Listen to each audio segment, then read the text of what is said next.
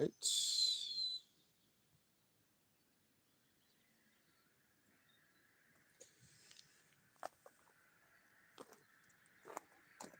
So, hello there. This is Modern Denarius here, and I'm trying something different now. As you can see, I'm live. Usually I record the video and then I do a little bit of editing, but it hasn't really been working for me. I haven't trying to fit everything in. I'm traveling here with the little carpentum, little caravan, and through Turkey. So what I've decided to do is, while I have my breakfast, is to talk to you and to do the Latin reading that I would normally do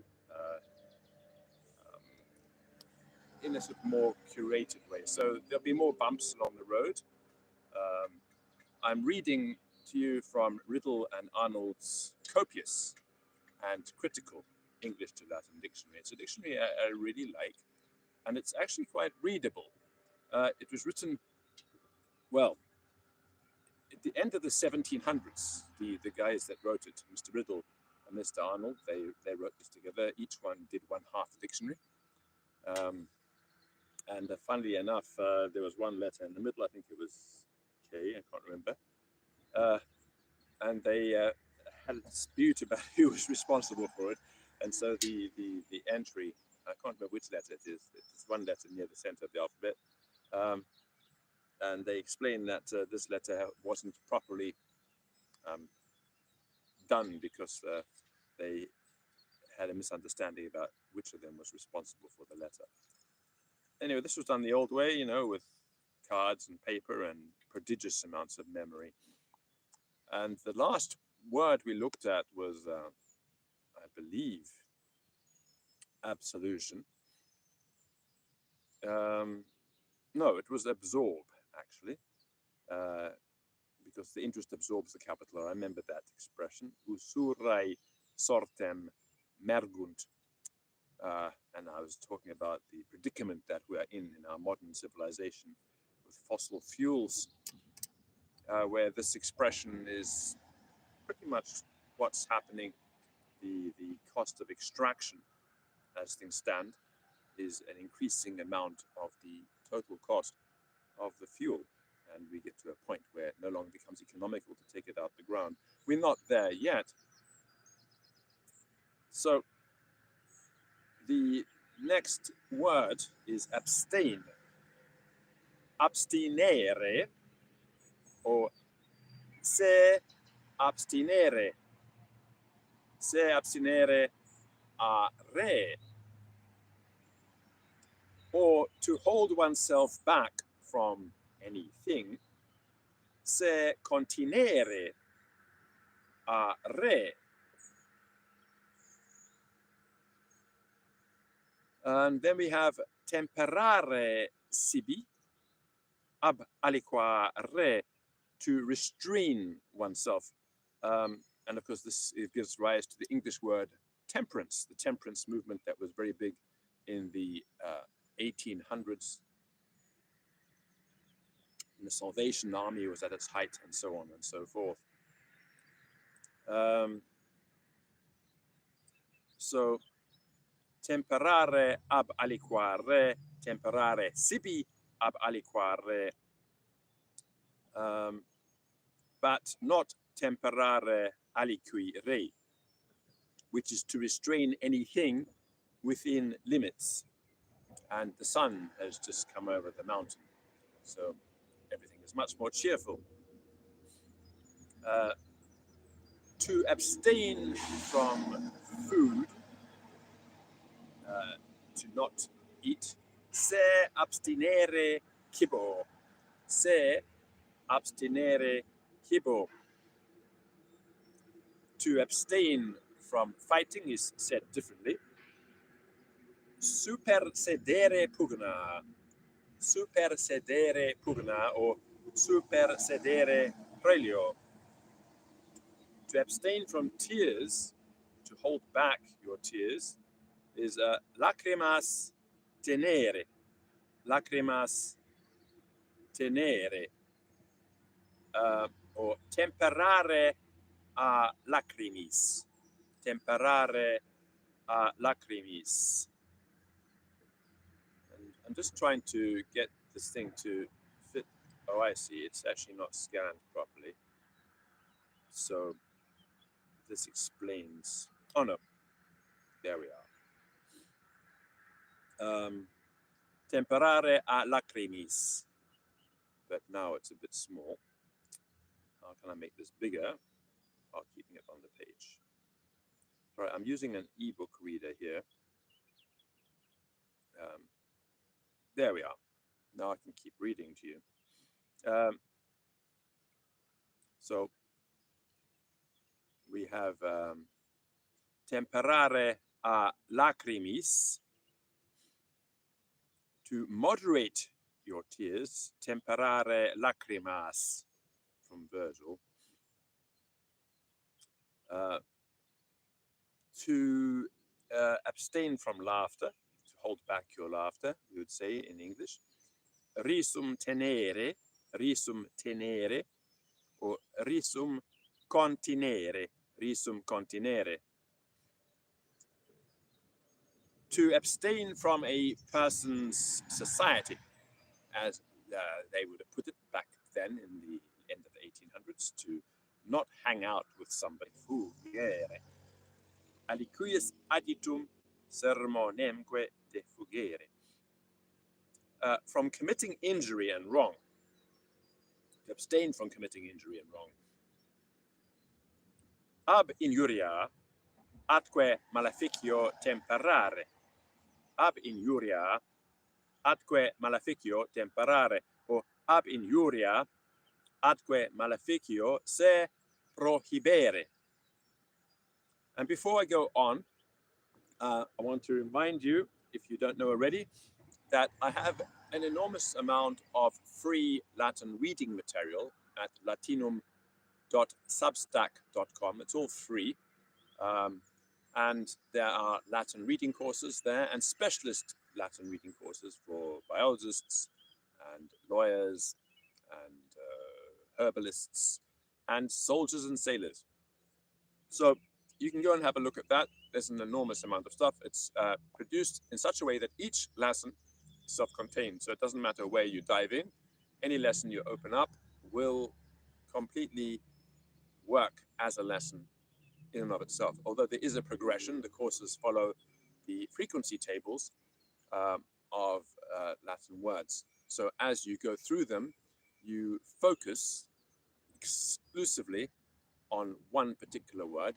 Although because the lessons use an intralinear method, there's an enormous amount of vocabulary and an enormous variety of grammar in each lesson. So that's latinum.substack.com. And if you want to support my work in general, then you can do that either by subscribing at the Substack with money. That is the option.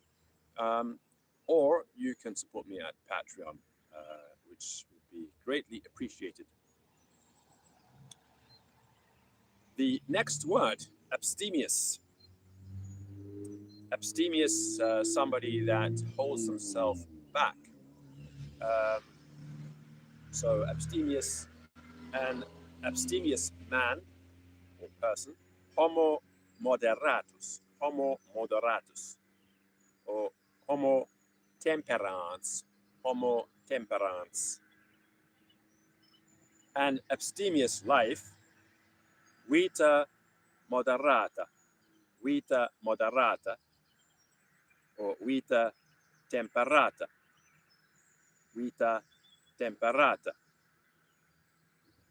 Let us now move to the next page and see how that goes. Right. I'm just resizing everything here so I can find the entry.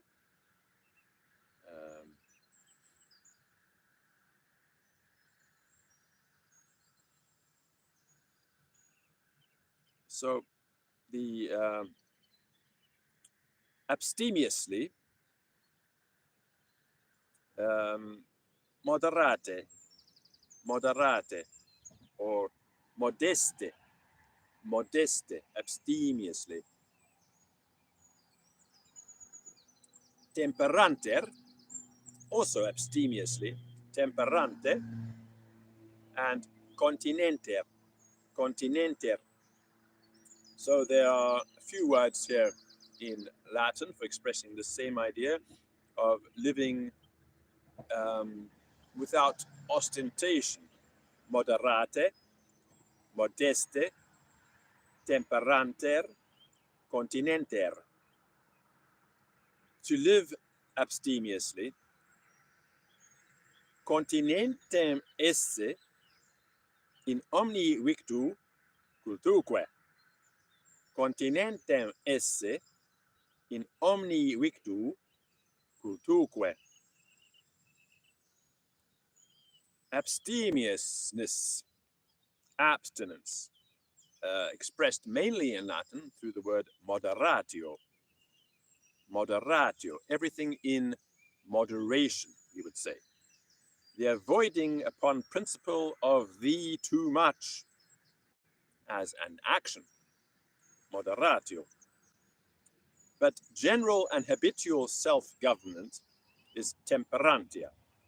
Temperantia. So somebody who has control over themselves. Temperantia. Something that's very hard to do in our modern society, where everything is being pushed at you and you have algorithms tickling your brain every time you log on. Making self-control much more difficult, and you get caught in these doom loops with scrolling and so on. Actually, something I very seldom experience, but I have experienced it once or twice, just because I avoid going onto apps like Instagram and so on and so forth. I produce stuff and put it out there, but I don't sit on my phone and look at things. So, temperantia, continentia, continentia, as opposed to libido, command over all sensual desires. Modestia is a habitual preference of the modus, or the true mean, in the Aristotelian sense of the golden mean, the path in the middle. Although I'm always reminded when I refer to the golden mean and the middle road, the Kotzker Rebbe, who was a Jewish rabbi of Poland in the 1800s, late 1700s, early 1800s, and he said, the middle of the road is for horses.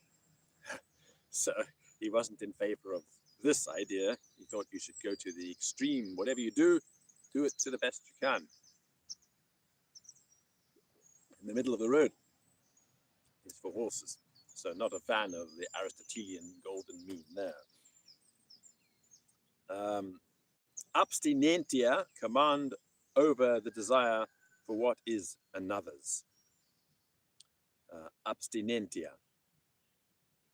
Let's see what happens now. I think I'm at the bottom of this page, so let me see.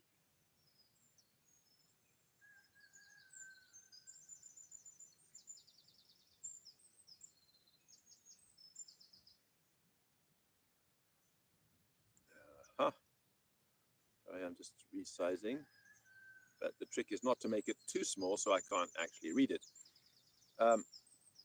Moderatio et continentia, continentia et temperantia, and Cicero has moderatio continentiae et temperantiae. And then we have abstinence, continuing on this theme. Moderatus, moderatus. Modicus, modicus. Modestus, modestus. Temperans, temperans. Temperatus, temperatus, and continens. Moderatus ac temperans, temperatus moderatusque. And then we have continens ac temperans. So that's abstinent. So the Romans had a lot of words for this. It was an important idea in Roman culture. This idea of holding yourself back, and I think this is one of the reasons why Roman civilization was what it was.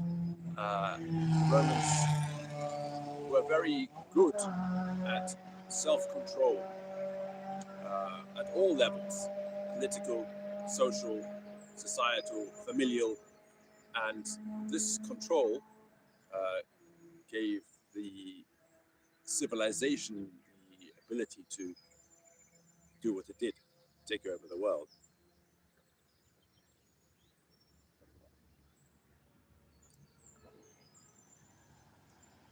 The next word is abstract, and this is being used in an 18th century sense. So to separate in the mind. Cogitatione separare. Cogitatione separare. Mente et cogitatione distinguere. Mente et cogitatione distinguere. Animo contemplari aliquid. Animo contemplari aliquid. So we don't use this word abstract in this sense anymore. I've never encountered it used in this way.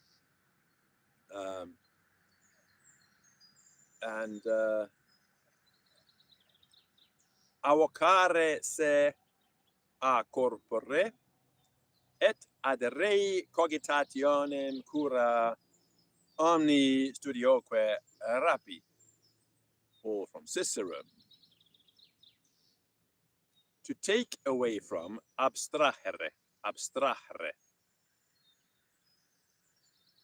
To abstract in the sense of to reduce to an epitome, in other words, to abbreviate it, we would say in our modern English. In angustum cogere, in angustum cogere, or in epitomen cogere, in epitomen cogere. To abstract from, in the sense of to take no notice of, to put aside. So in the modern sense of to subtract, we would say, to remove. But it hasn't got quite the same meaning. Mittere, mittere, omittere, omittere, missum facere, missum facere. Abstracting from all these, remotis his omnibus, or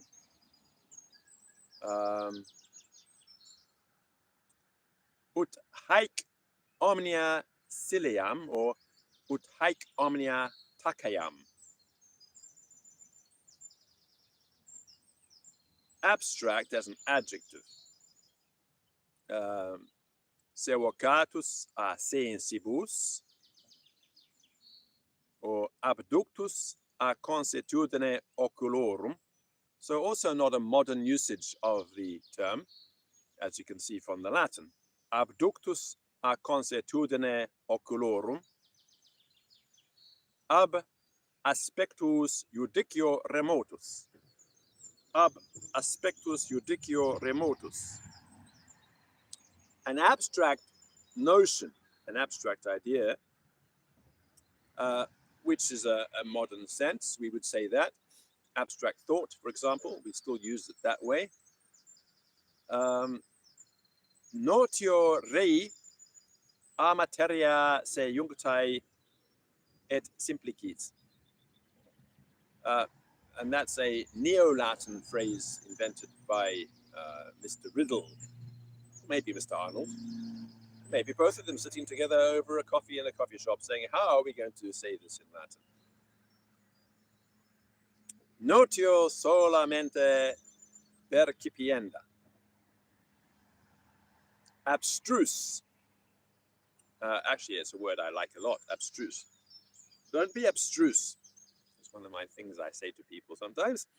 Don't be abstruse. Hard to comprehend, in other words. Don't say things in such a way that it cannot be understood. Some people are very good at doing that. They do it on purpose. So, abstrusus, abstrusus.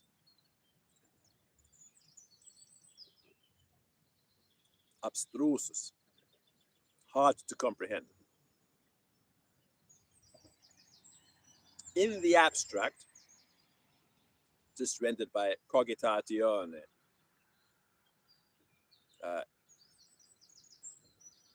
As opposed to re, thing, which means in the concrete, the actual thing itself. To cultivate habits of abstract thought.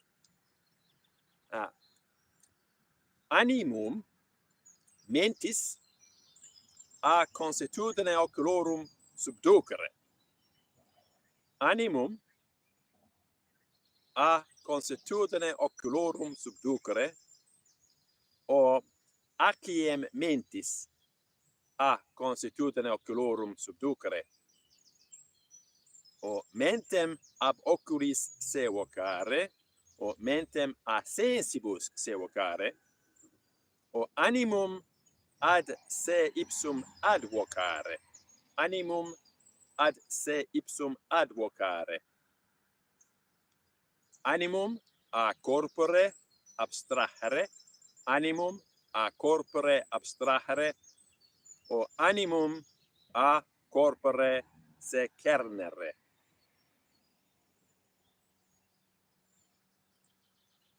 Abstraction.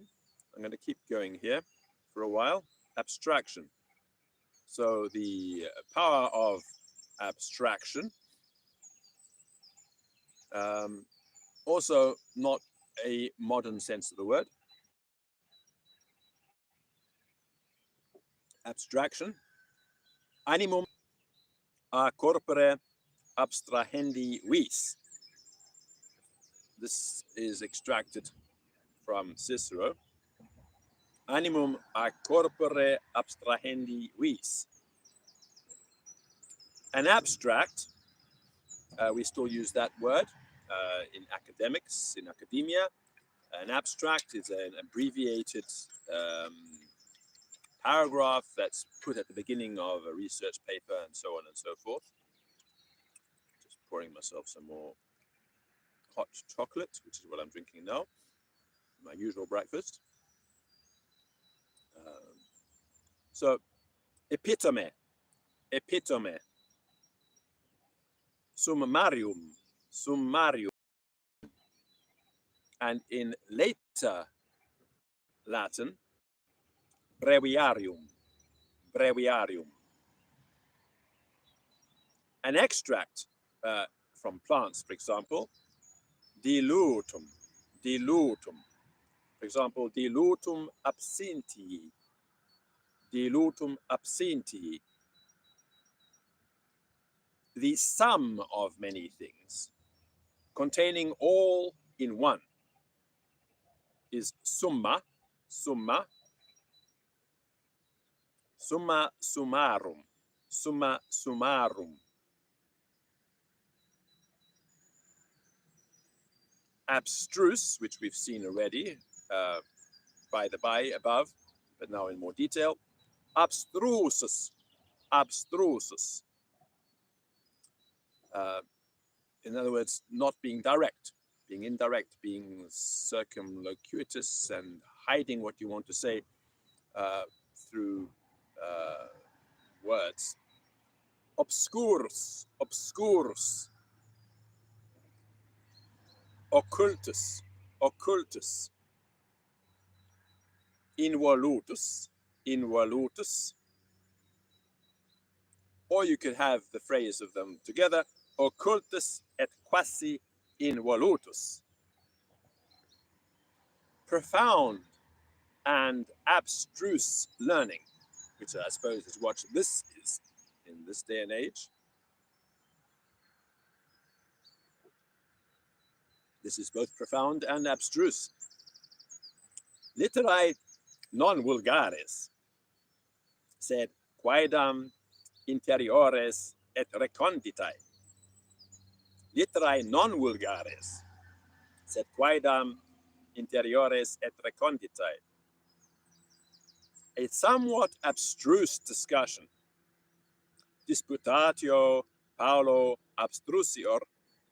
Disputatio Paulo abstrusior. And I'll stop there. Just to remind you that at latinum.substack.com, you can find all my free Latin courses and resources. If you go to Substack, it says subscribe, because you can't actually read them without subscribing to Substack. And then you scroll down to the bottom and it says subscribe free. Obviously, Substack tries to get you to pay. That's how the world works these days. But you can select free and then you get access to everything. There are PDF compilations, which you only get if you subscribe for money, but it's the same material that is available in the individual lessons. And so when I get to 50 lessons, I make a PDF compilation. I'm actually a bit behind on that. If you go there and read the methods section, you'll see exactly how these courses are produced. And I overview them, have a look at them before I upload them and review them and make changes and so on and so forth. And there's a section on Latin stories there as well, colloquia, all kinds of things. And I think it's useful. And I think the method that I'm using there is extremely useful for learning Latin to give you an enormous amount of comprehensible input. So that's my plug. Go to latinum.substack.com and subscribe there. And from time to time, read a lesson. And of course, I'm going to see how this goes with just this ad-lib creation of content using live rather than pre-recording. Of course, there's a risk there for me, but it's okay. So I'm going to finish my cocoa and then pack up. I'm waiting for some more charge. So I've got solar panels on top of the little caravan, and that charges a big battery inside with an inverter. And then from that, I charge the bike, and then I go. So I started in Alexandroupolis, went down through Gallipoli, crossed the Dardanelles, and then little country roads, wound my way through. And now I am approaching the little town of Amasya on the Black Sea coast. And I've just passed Barton.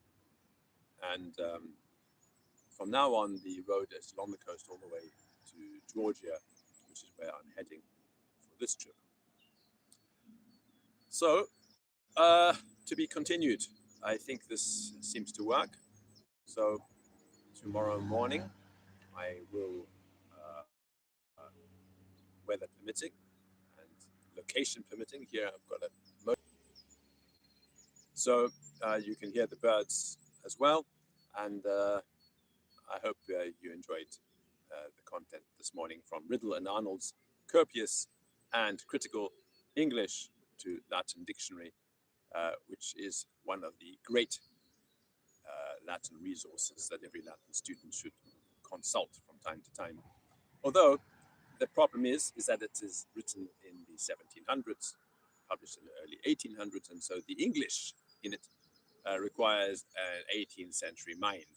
Because if you, like me, and you read a lot of Dickens, okay, Dickens is a little bit later than that, but early English literature, then you will have the mindset for this kind of language and the way English was used at that time, because English has changed and the words have changed.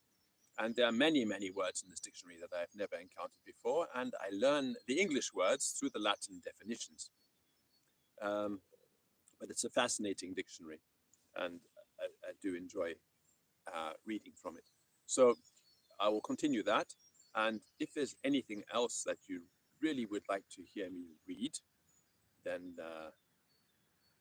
drop me a line, and I will think about it.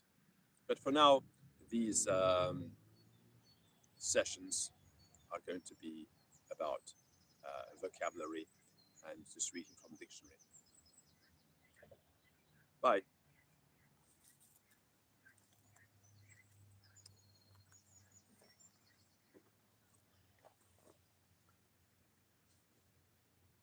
Now I have to work out how to stop this thing.